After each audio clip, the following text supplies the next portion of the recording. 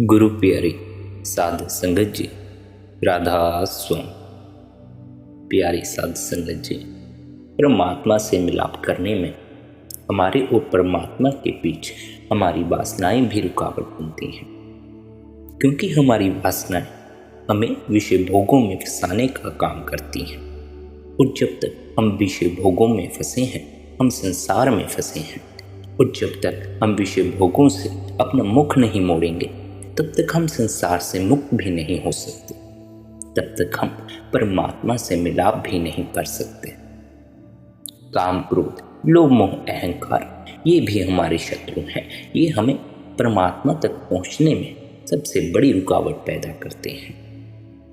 काम, क्रोध, लोभ, मोह और अहंकार ये पांचों घोर शत्रु हमें शांति से बैठने नहीं देते। काम पशुओं जैसे कर्म करवाकर हमें पशु समान बना देता है। विषय भोगों में फंसने से स्वास्थ्य नष्ट हो जाता है और बाद में सारी आयु अपनी मूर्खता पर रोना और पछताना पड़ता है। क्रोध मनुष्य की सारी नेकी, मन और आत्मा के सारे गुणों को जलाकर राख कर देता है। यह एक विनाशकारी प्रचंड ज्वाला है। लोभ हमें नाशवान संसारिक पदार्थों का दास बनाकर हमारी बुद्धि को नष्ट कर देता है और हम सद्गुणों के बारे में सोच भी नहीं सकते। यह हमें संसार की निकृष्ट वस्तुओं के साथ संबंध बांध देता है और इसके प्रभाव से आंतरिक निर्मलता, प्रेम व दया आदि गुण धीरे धीरे गायब हो जाते हैं। लोभी मनुष्य की जरूरतों और इच्छाओं का कभी अंत नहीं होता। वह हमेशा मायावी संसार के पीछे भागता रहता है। वह कभी तृप्त नहीं होता। संसार का सबसे गरीब व्यक्ति वह है जिसके पास धन के अतिरिक्त और कुछ भी नहीं है। मोह अन्य सभी मनोविकारों से अधिक कपटी तथा धोखेबाज है। मोह में फंसा व्यक्ति शरीर से बंधा होता है। उसका कोई ठिकाना नहीं रहता। वह भूल जाता है कि संसार में जीव खाली हाथ आते हैं और खाली हाथ ही यहाँ से चले जाते हैं। अहंकार में अत्यंत निकृष्ट प्रकार का स्वार्थ मिला रहता है। पांचों विकारों में अहंकार सबसे अधिक बलवान तथा प्रभावशाली है। यह दीर्घजीवी होता है और शेष सभी विकारों के बाद ही पराजय स्वीकार करता है। अहंकारवश मनुष्य सदैव यह मानता है कि वह कभी गलत नहीं हो सकता और जो कुछ भी वह करता है सब ठीक है। इस प्रकार काम अवनति तथा अपमान का कारण बनता है। क्रोध विनाशकारी है तथा शुभ गुणों का शत्रु है। कठोर चित्त बना देता है। मोह उसे फुसलाता है और कुमार्ग पर डालता है तथा अहंकार उसकी दृष्टि को धुंधला करके उसे चलता है। समुद्र में बड़ी मछली छोटी मछली को खा जाती है। धरती पर भी एक पशु दूसरे पशु को तथा एक पक्षी दूसरे पक्षी को खाता है। बाज चिड़ियों को, कबूतरों इत्यादि को और छोटे पक्षी कीड़े मकोड़ों को खा जाते हैं। सिंह और भेड़िए भेड़ बकरियों को खाते हैं और भेड़ बकरियां वनस्पति को चढ़ जाती हैं। मनुष्य तो प्रत्येक जीव को ही अपना खुराक बना लेता है। जहाँ जीवों को जीव खाते हों वहाँ शांति कैसे हो सकती है। कोई जीव हत्या के पक्ष में कितनी दलीलें क्यों ना दे कि जिस जीव को भी मारा जाता है उसे पीड़ा होती है। छोटे से कीड़े को भी मारने लगे तो वह अपने बचाव का प्रयत्न करता है। सदना कसाई जिसकी आपने कहानी सुनी होगी, उनके जीवन की एक घटना से इस सच्चाई का परिचय मिलता है। सदना एक बादशाह का कसाई था। एक बार आधी रात गए बादशाह ने भुना मांस मांगा। शाही रसोई में मांस नहीं था, इसलिए सदना को ताजा मांस तैयार करने की आज्ञा मिली। गर्मी के दिन थे। सदना ने सोचा कि यदि इस समय बकरा मारता हूं तो बाकी बचा मांस दिन चढ़ने तक सड़ जाएगा, इसलिए अभी बकरे के वृषण काट कर बादशाह को भेज देता हूं। ताजा मांस बेचने के लिए बकरा सुबह मारूंगा। वह छुरी हाथ में लेकर बकरे की ओर बढ़ा तो आश्चर्यचकित रह गया जब बकरे ने उससे कहा, कई बार तुमने मुझे मारा है तथा मैंने तुम्हें मारा है, परंतु इस बार तुम नया काम करके नया खाता खोल रहे हो। इस घटना से सदना का हृदय भयभीत हो गया। वह सोचने पर मजबूर हो गया और उसका जीवन बदल गया। कसाई का कार्य उसी वक्त छोड़कर एक संत की शरण में चला गया तथा उसकी कृपा से उच्च कोटि का महात्मा बन गया। तभी से सदना कसाई संत के नाम से विख्यात है। वनस्पति में केवल जल तत्व प्रधान होता है। कीड़े मकोड़ों में वायु तथा अग्नि 2 तत्व प्रधान होते हैं। पक्षियों में जल, अग्नि और वायु 3 तत्व प्रधान होते हैं।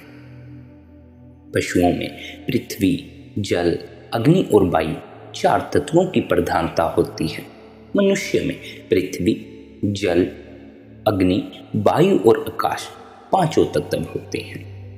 जीव में जितने अधिक तत्व होते हैं, 84 के चक्कर में उसका स्थान उतना ही ऊंचा माना जाता है तथा उसको मारने का पाप भी उतना ही अधिक होता है। यह कह सकते हैं कि जीव में जितने अधिक तत्व होंगे, उसकी हत्या करने में उतने ही कर्मों का बोझ उठाना पड़ेगा। इसलिए संत जन अपने शिष्यों को शुद्ध शाकाहारी भोजन करने का आदेश देते हैं, क्योंकि मांसाहार मनुष्य को पशुओं के स्तर पर ले जाता है और आध्यात्मिक उन्नति के मार्ग में रुकावट पैदा करता है। यह संसार एक ऐसी भूल भुलैया है जिसमें जीव भिन्न भिन्न योनियों में जन्म लेता है और मरता रहता है, पर किसी को भी आवागमन के चक्कर से बच निकलने का मार्ग नहीं मिलता।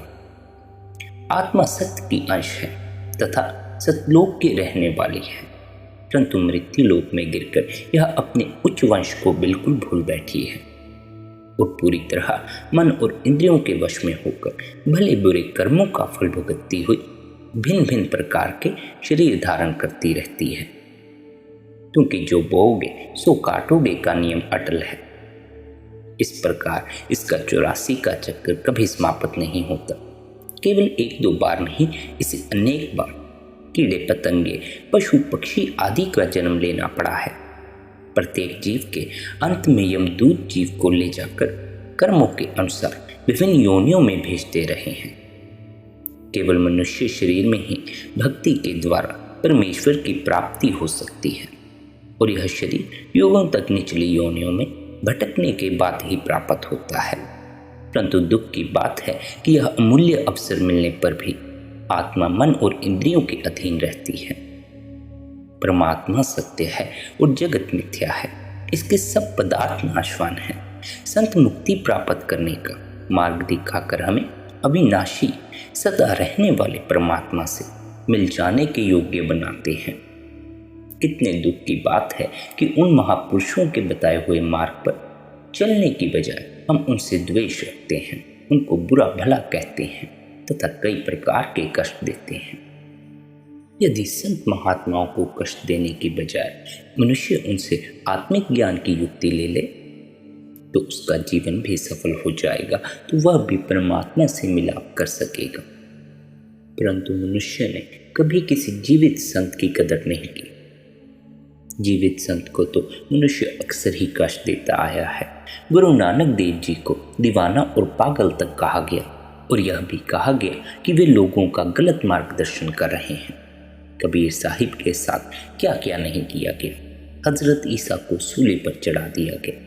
मंसूर को पत्थर मार मार कर मौत के घाट उतार दिया गया।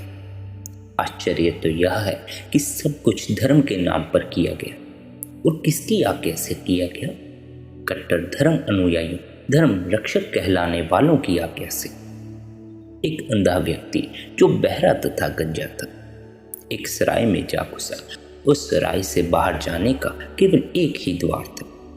उस व्यक्ति ने लोगों से हाथ जोड़कर बार बार विनम्र निवेदन किया कि कोई उसे बाहर निकाल दे, परंतु किसी ने उसकी सहायता न की, यह सोचकर कि सराय के बड़े द्वार से वह स्वयं ही बाहर निकल जाएगा। उसने मार्ग ढूंढना शुरू कर दिया, परंतु जब वह टटोलता हुआ किसी प्रकार द्वार पर पहुंचा तो उसे खुजली होने लगी। सो उसने सिर खुजाने के लिए अपना हाथ दीवार से हटा लिया। इतनी देर में वह चलते चलते द्वार से आगे निकल गया। हर बार जब वह द्वार पर पहुंचता, दुर्भाग्य उसको खुजली होने लगती और वह द्वार को पीछे छोड़ जाता। इसी प्रकार वह सदा के लिए उस समय की भूल भुलैया में ही फंसा रह गया।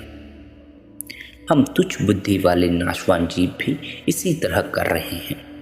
हर बार जब हमें मनुष्य देह की प्राप्ति होती है, हम प्रभु प्राप्ति का यत्न करने के स्थान पर विषय विकारों, इंद्रियों के भोगों में जीवन बिताकर आवागमन की भूल भुलैया में फंसे रह जाते हैं। अपनी सुर्त को शरीर के 9 द्वारों से हटाकर तीसरे तिल में एकाग्र करने की बजाय हम विषय विकारों की पूर्ति में लगे रहते हैं।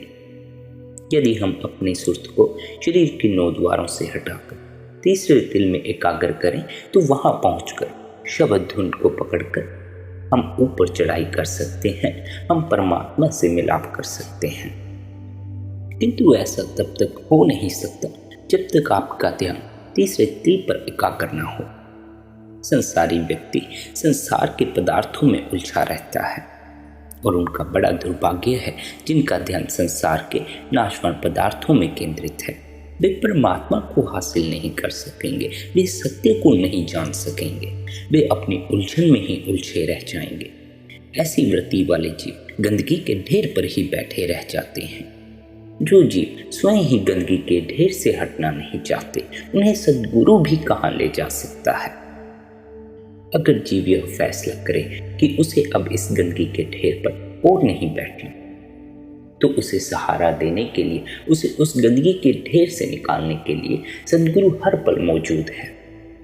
किंतु यह मनुष्य का, यह जीव का अपना निजी फैसला है। सद्गुरु इतने प्रेम पूर्ण होते हैं कि वह दूसरे के फैसले को भी जबरदस्ती नहीं बदलते। सद्गुरु तो अभी भी आपको इस संसार से निकालने, इस गंदगी के ढेर से निकालने के लिए आपके पास खड़ा है। पर जब तक आप ही निकलने का फैसला नहीं लेंगे, तब तक सद्गुरु भी कुछ नहीं कर सकता। फैसला आपका है। यदि आप फैसला कर सकें तो सब कुछ सद्गुरु संभाल लेता है। यदि आप सब कुछ सद्गुरु पर समर्पित कर दें तो सब कुछ सद्गुरु के हाथों में चला जाता है। फिर उसके हाथों में जो चला जाता है, उसका जीवन परमात्मा के घर, सच्चे घर सचखंड में पहुंचने के योग्य हो जाता है। जो जीव शब्द से जुड़ जाता है, वह देर सवेर उस आनंद को भी हासिल कर लेता है, उस मस्ती को भी हासिल कर लेता है जिसका कि जिक्र संत महात्मा करते आए हैं। लेकिन जो जीव शब्द के साथ नहीं जुड़ा, जिसने नाम का रस नहीं लिया, उसका ध्यान संसार और उसकी खुशियों के विचार से बार बार तीसरे तिल से नीचे गिर जाता है। फिर भी धोबी अपना कर्तव्य अवश्य निभाता है। वह गंदे से गंदे कपड़े को भी धोता है। गुरु आत्मा को निर्मल करने वाला धोबी है और अंत में वह आत्मा को निर्मल, स्वच्छ और पवित्र बनाकर ऊपर ले जाता है। जितनी अधिक शब्द की कमाई की जाए, उतना ही अधिक मन शुद्ध होता है। माला फेरने तथा तप त्याग के साधन अपनाने से अहंकार चाहे बढ़ जाए, प्राप्त कुछ नहीं होता। ग्रंथ पोथियों में केवल नाम की महिमा है, नाम नहीं। यदि हम संसार की सब ग्रंथ पोथियां भी पढ़ लें, परंतु सुर्त शब्द योग का अभ्यास न करें, तो हमारी स्थिति चंडूल पक्षी जैसी होगी, जो तोते की भांति जो भी बोली सुनता है उसी की नकल करने लग जाता है। यदि हमें वास्तव में प्रभु प्राप्ति की अभिलाषा है, तो हमें किसी पूरे गुरु की शरण में जाना चाहिए और उसके उपदेश पर चलकर अंतर में नाम के साथ जुड़ना चाहिए। ज्यों ज्यों हमारी सुर्त तीसरे तिल में एकाग्र होने लगेगी, हमारे हाथ पैर सुन्न होने शुरू हो जाएंगे। अंत में सारा शरीर सुन्न हो जाएगा और हमें अंतर में ज्योति के दर्शन होने लगेंगे। शब्द के सिवाय और कोई साधन नहीं है। इसलिए अगर अभी हमें मनुष्य शरीर मिला है, तो हमें अपना मनुष्य शरीर में आने का जो असल लक्ष्य है, उस परमात्मा की प्राप्ति, शब्द से जुड़ना, उस लक्ष्य को पूरा अवश्य करना चाहिए। क्योंकि शब्द के बिना हमारा अज्ञान रूपी अंधकार नहीं मिट सकता। बिना शब्द के न प्रभु की प्राप्ति होती है और न आवागमन से छुटकारा होता है। शब्द से जुड़ने के लिए सबसे पहले तो जरूरी है संसार से अपने ध्यान को हटाना। संसार से ध्यान को हटाकर अपने तीसरे नेत्र यानी आंखों के पीछे एकाग्र कर लें, तब कहीं जाकर हम परमात्मा की अनुभूति कर सकते हैं। तब कहीं जाकर हम पहली बार परमात्मा का अनुभव कर सकते हैं, उसके होने का अनुभव कर सकते हैं। यदि हमारा ध्यान संसार में उलझा रहा तो हम दुख, क्लेश और पीड़ा में पड़े रहेंगे, क्योंकि संसार दुख, क्लेश, पीड़ा तथा अज्ञान का घर है। यहाँ किसी को सच्चा सुख प्राप्त नहीं होता। संसार के सब लोग दुखों और मुसीबतों के सागर में गोते खा रहे हैं। कोई बेरोजगारी और निर्धनता के कारण दुखी है, किसी को रोग के कारण कष्ट है और किसी के घर में मृत्यु हो जाने से शोक छाया हुआ है। यदि मनुष्य ऐसी चीजों पर ध्यान देगा, ऐसे संसार पर ध्यान देगा जो दुखों, मुसीबतों और मृत्यु से भरा हुआ है, तो मनुष्य कभी सुख हासिल नहीं कर पाएगा। उसका ध्यान जिस तरफ होगा वह उन्हीं चीजों को आकर्षित कर पाएगा। इसलिए यह बड़ा आवश्यक है कि मनुष्य अपने ध्यान को संसार से हटाए। यह बड़ा आवश्यक है कि वह इस बात को, इस सत्य को समझे कि यह संसार हमारा वास्तविक और स्थायी निवास नहीं है। हम पराई देश में हैं, जहाँ कोई भी वस्तु नित्य नहीं है और ना ही अपनी है। हमारे चारों ओर पांचों तत्व यानी मिट्टी, पानी, वायु, अग्नि और आकाश से बना हुआ मन और माया का पसारा है। दूसरी ओर आत्मा सचखंड की रहने वाली प्रकाश तथा आनंद के सागर परमात्मा की बूंद है। यह शाश्वत आनंद के समुद्र की बूंद तो है, परंतु युग युगांतरों से मन का साथ लेने के कारण अति मलिन और अपवित्र हो चुकी है और अपने स्रोत को भूल चुकी है। यह अपने निजकर को भूलकर इस संसार में ही रम गई है। आत्मा मन से बंधी है और मन इंद्रियों के भोगों का गुलाम है। इस प्रकार आत्मा कुसंगति का फल भुगत रही है और आवागमन के लंबे चक्कर में फंसी हुई है। केवल मनुष्य शरीर पाकर ही आत्मा किसी पूर्ण महात्मा की शरण में जाकर नाम का भेद प्राप्त कर सकती है तथा श्रद्धा और लगन से निरंतर अभ्यास करके मुक्त हो सकती है। प्रभु भक्ति तथा प्रभु प्राप्ति केवल मनुष्य शरीर में ही हो सकती है। 84 लाख योनियों में से दूसरी किसी योनि को यह गौरव प्राप्त नहीं है। यह बड़ाई केवल मनुष्य को ही मिली है। देवी देवता और फरिश्ते भी मानव जीवन पाने के लिए लालसा रखते हैं।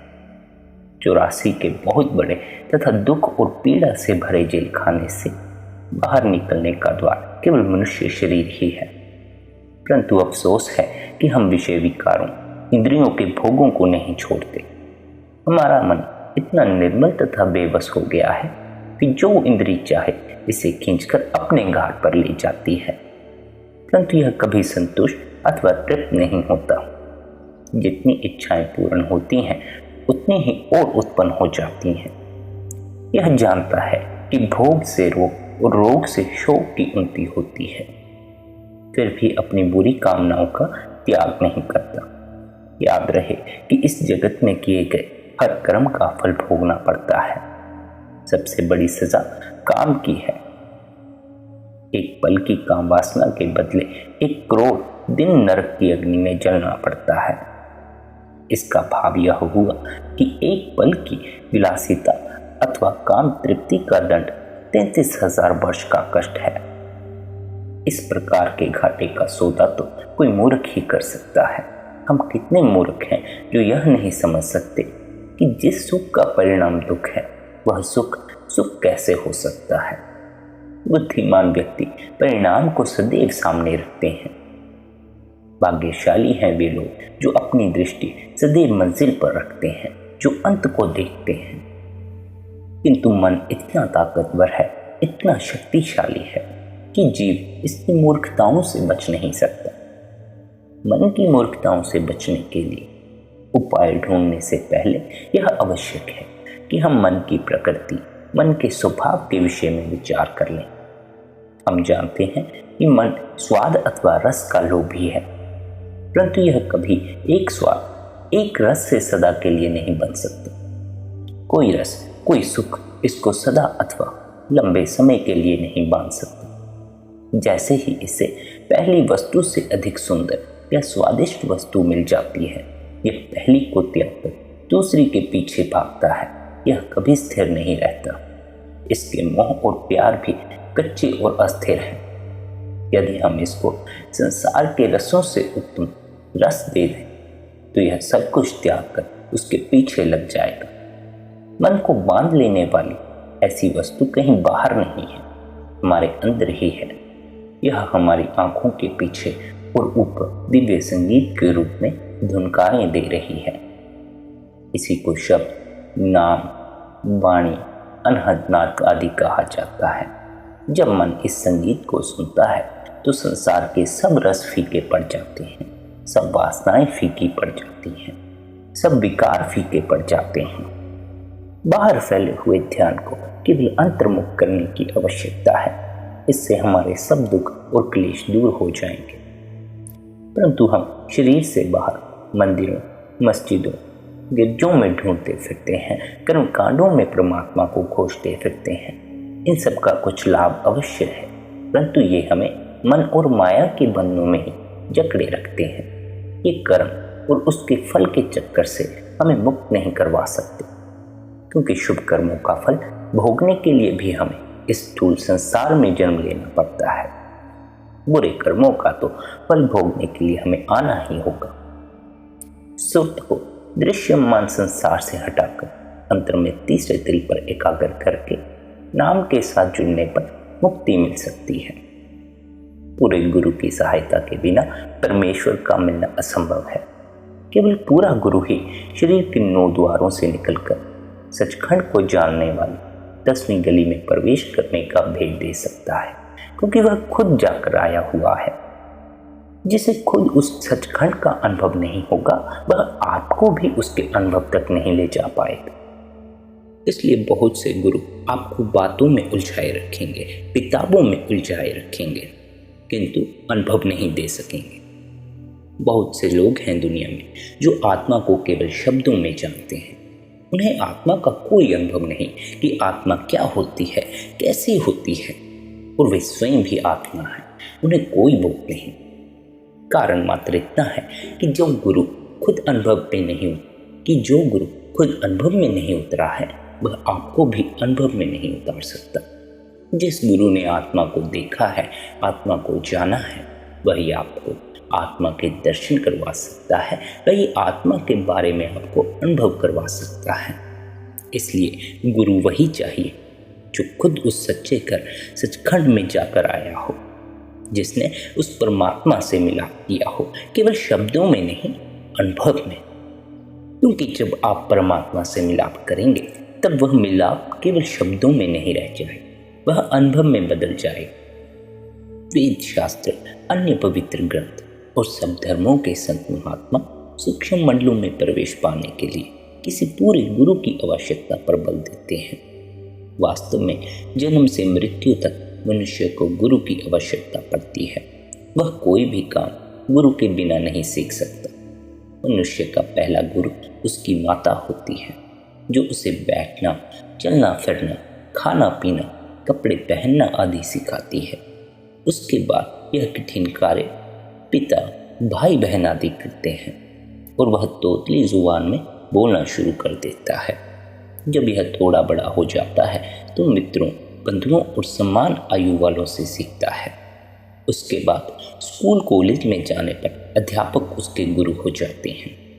हम समझते हैं कि इन सब विद्याओं, कला, कौशल आदि को सीखने के लिए तो अध्यापकों और मार्गदर्शकों की आवश्यकता है। परंतु जब आध्यात्मिक विद्या सीखने का प्रश्न आता है तो हम सोचते हैं कि गुरु की कोई आवश्यकता नहीं। हम परमार्थ विद्या के गुरु की खोज नहीं करते, जबकि यह अन्य सब विद्याओं से कहीं अधिक कठिन तथा जटिल है, और केवल यही एक सत्य है। गुरु की सहायता के बिना आध्यात्मिक मार्ग पर एक पग चल सकना भी असंभव है। मौलाना रूम कहते हैं, यदि पथ प्रदर्शक साथ ना हो तो जिन गलियों से हम कई बार निकले होंगे उनके मार्ग भी भूल जाने का भय रहेगा। जो मार्ग कभी देखा नहीं उस पर चलने के लिए तो और भी अधिक सावधानी की आवश्यकता है। उस मार्ग के भेदी को, जानकार को साथ लिए बिना उस पर कभी नहीं जाना चाहिए। पथ प्रदर्शक संग में अवश्य लेके जाना चाहिए, यानी हर पल भीतर से गुरु के पास मौजूद रहना चाहिए। पूरे गुरु की सहायता के बिना न केवल परमात्मा को पाना ही असंभव है, बल्कि उसे साथ लिए बिना सूक्ष्म मंडलों में प्रवेश करना भी खतरे से खाली नहीं होता।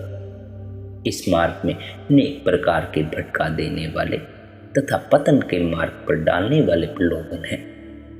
गुरु के बिना अभ्यासी भ्रमों तथा भयंकर विपत्तियों की दलदल में फंस जाता है।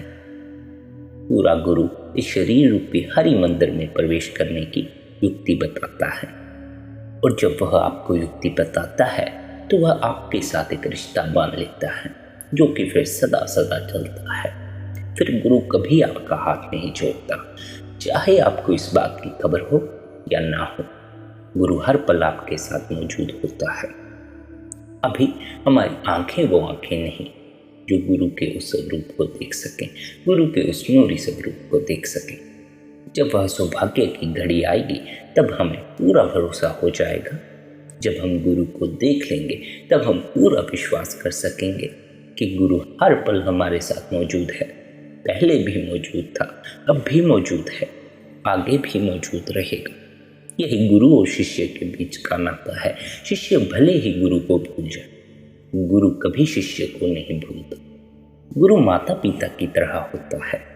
बच्चे माता पिता को भूल जाते हैं, किंतु माता पिता बच्चों को नहीं भूल पाते। गुरु भी अपने शिष्यों को नहीं भूल पाता। इसलिए हमारा फर्ज है कि हम गुरु के बताए मार्ग पर चलें। गुरु के उपदेश पर चलने का अर्थ है सुर्त शब्द योग अभ्यास करें। अपनी सुर्त को शब्द से जोड़ें। शब्द गुरु आपको बख्शेगा। शब्द की दात जब आप गुरु के पास मांगने जाएंगे सच्चे दिल से, सच्चे हृदय से, तब वह आपको वह बख्श देगा। जब वह बख्शेगा तब आप उस धुन को सुन सकेंगे। आपको वह अभ्यास देगा जिस अभ्यास से आप उस धुन के साथ अपने आप को जोड़ सकें। जब आप अपनी सुर्त को शब्द से जोड़ेंगे तो एक अलग ही मस्ती आपके भीतर आएगी, एक अलग ही आनंद में आप झूमने लगेंगे। और ऐसा आनंद, वह आनंद जिसके भीतर होता है, वह इस संसार से ऊपर उठ जाता है, इस संसार के दुखों से ऊपर उठ जाता है, वह वासनाओं से ऊपर उठ जाता है, वह काम, क्रोध, लोभ, मोह और अहंकार के विकारों से ऊपर उठ जाता है। वह परमात्मा के घर सचखंड में प्रवेश पा लेता है। फिर वह हर पल परमात्मा से बातें करता है, परमात्मा से मिलाप करता है, परमात्मा के दर्शन करता है। परमात्मा के दर्शन का यह दुर्लभ अवसर मनुष्य के जामे में ही प्राप्त होता है। इस दुर्लभ अवसर का लाभ उठाएं, इसे यूं ही व्यर्थ न कर दें। राधा स्वामी जी।